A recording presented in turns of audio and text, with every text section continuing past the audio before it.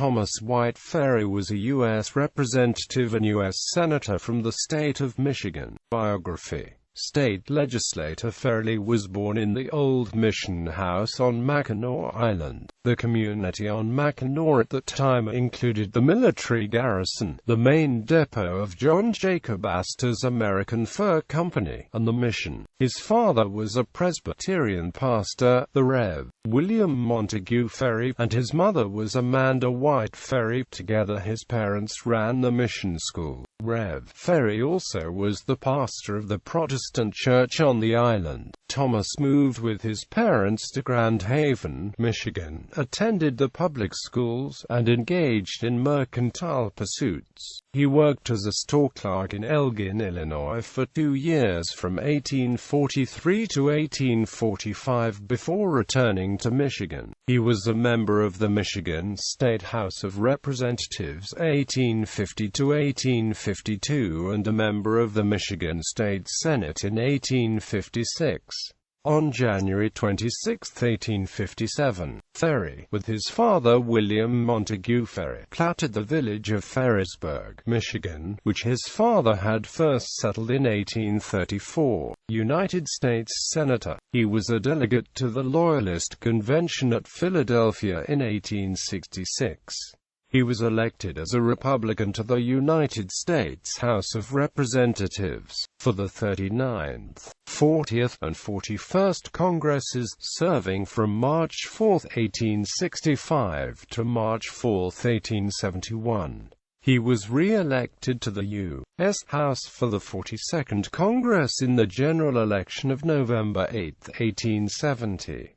The Michigan legislature subsequently elected him to the U.S. Senate on January 18, 1871, and Wilder D. Foster was elected in a special election on April 4, 1871 to fill the vacancy in the House. Ferry was re-elected to the Senate in 1877, and served from March 4, 1871 to March 4, 1883. He was an unsuccessful candidate for re-election in 1882. Ferry was the first person from Michigan to have served in both houses of the Michigan State Legislature and in both houses of the United States Congress.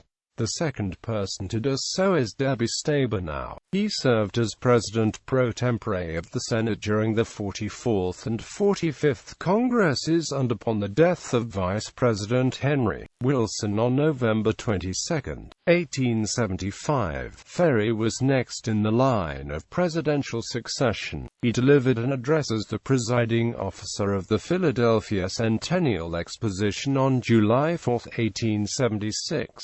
As the U.S. Constitution specifies that the President shall take the oath of office before he enter on the execution of his office, Ferry always believed he had served for one day as President of the United States. March 4, 1877. As Ulysses Grant was no longer the president, and Hayes had not, at least in Ferry's view, assumed the office, he believed he was president. Ferry never knew, and neither did the public, that Hayes had taken the oath in a private ceremony held at the White House the day before, satisfying constitutional requirements and, for all legal purposes, becoming president on March 4. While Senator Ferry was chairman, Committee on Rules, Committee on Post Office and Post Roads, he presided over the High Court of Impeachment of U.S. Secretary of War William Belknap and over the 16 joint meetings of the Electoral Commission during the Hayes-Tilden U.S. presidential electoral contest in 1877.